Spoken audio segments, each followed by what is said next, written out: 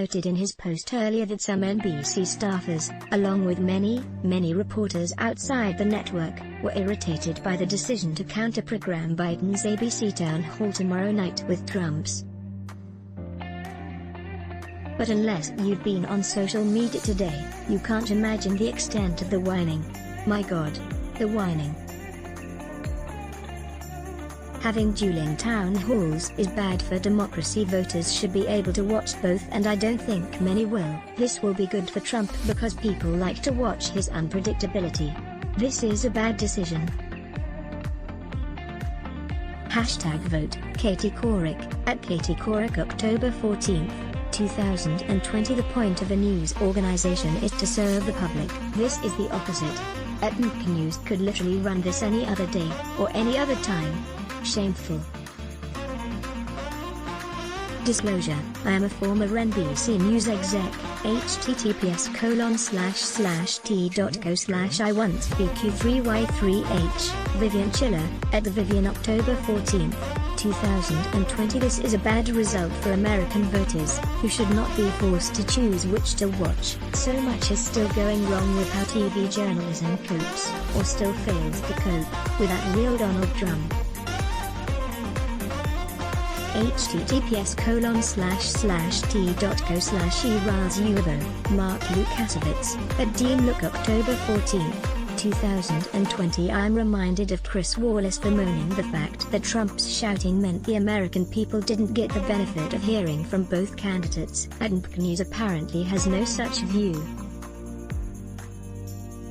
This is a craven rating stunt, caving to the Trumpian impulses the network helped hone. Kyle Pope, at Kyle Pope October 14, 2020. The combination of at NBC platforms guarantees that Trump will crush Biden in total viewers tomorrow, and use that victory as a rallying cry for days. At MSNBC, viewers boycotting will not change that reality. https://t.go/6jevitage, Frank Rich, at Frank Rickney October 14, 2020. My problem isn't that NBC decided to air a town hall, even though Trump in no way deserves it. It's that they deliberately counter-programmed. https://t.go/dxaskg4x, Mary McNamara, at Mary McNamara October 14, 2020. NBC had very little leverage about the timing, I suspect. Trump's campaign probably made it a condition of agreeing to the town hall that the event be scheduled opposite Biden's, to deny the Democrat a big audience. If NBC had said no, CBS probably would have said yes. Or CNN. Or C-SPAN. Or, if Trump wanted to go the traditional route, Fox certainly would have accommodated him. Was NBC supposed to turn down a one-hour town hall with the president less than 3 weeks out from an election? I know the media is all in on Biden, but some opportunities simply can't be refused. The network's own staffers are mad about it, CNN reports, to the point that the C-word is being thrown around. Some staffers inside NBC News and MSNBC are also perturbed by the decision, with some likening it to collusion between the Trump campaign and the network, sources said. The Daily Beast is also hearing of disgruntlement, not just from inside the network but from inside Biden's campaign too. But then, I repeat myself, it's an irresponsible and selfish move by NBC, a source close to the Biden campaign texted the Daily Beast. If they're going to allow Donald Trump an hour of airtime to spread disinformation about COVID and repeat his greatest hits of lies and conspiracy theories, they ought to at least do it an hour later and let voters hear from both candidates. Broadcast networks have a role in our democratic process, and NBC doesn't seem to be taking theirs very seriously today. Ultimately, in 2020, NBC News' decision to host a Trump town hall directly opposite the Biden event has not sat well with staff at the news network and its cable news sister MSNBC. Everyone is upset, one network employee said. Trump's motives are obvious. The campaign may be thinking strategically with the scheduling, to try to keep voters from watching Biden, but for the president it's probably a pure dog measuring contest. Everything is. Why should this be an exception? Exclusive.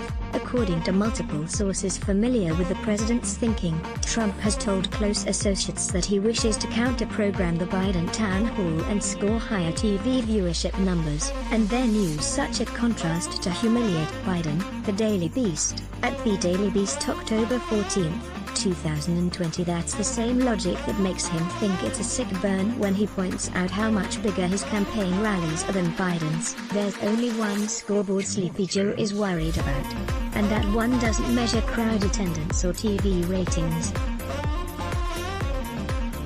For all the heat NBC is taking for accommodating Trump, though, it seems like ABC is the party that's more at fault. They did a town hall with Trump a month ago in the 9 p.m. hour, and didn't do great ratings either, as Brian Stelter points out.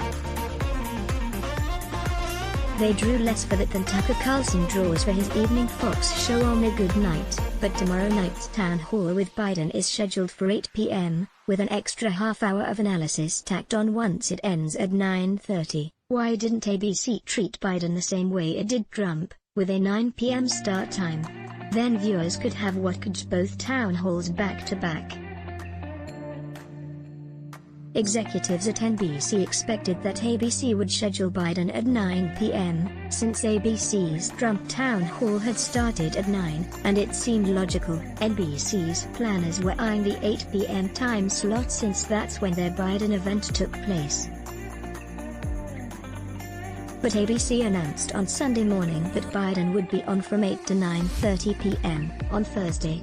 ABC's reasoning: it was planning on an hour of pre-debate coverage at 8 p.m. that night. So the news division already had blocked off the time. One source at the network put some of the blame for the overlap on its rival, ABC, asking why it won't move their Biden event from 8 to 9, in line with ABC's previous town hall. Seems like the obvious solution would be for ABC to move Biden to 9 p.m. tomorrow and find something else for the 8 p.m. hour.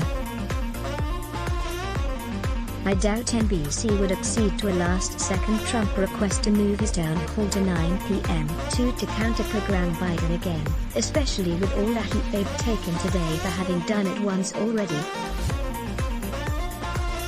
You know and I know that the real point of the whining today is simply to work the refs, specifically host Savannah Guthrie. The left pilloried Matt Lauer 4 years ago for being tough on Hillary and then getting strong-armed by Trump at an event where he interviewed the two of them back-to-back. Between that, the complaints today about the scheduling, and the glaringly obvious favoritism being shown towards Biden throughout the campaign, Guthrie will be under intense pressure to make Trump squirm a little. As Stelter noted, she'll be the first real interview he's done since overcoming COVID. She'll need to grill him on the timeline of when he stopped testing negative and started testing positive before being admitted to Walter Reed. At the very least, I'll leave you with a tweet below, with which I agree. A bad performance by Trump tomorrow would be worth more to Biden than a good performance of his own would, and since the audience for each event is likely to be a small fraction of what a debate would draw, something on the order of 5 to 10%, I'd guess, it probably won't matter much anyway. All Biden wanted out of this town hall event was a reason to say that he couldn't attend the second debate just in case Team Trump changed its mind after canceling on that. Which it did. Viewed that way, the ABC thing is already a success for him. A town hall, in particular, doesn't offer Trump much upside. He's not good in those formats, he's been especially wacky lately.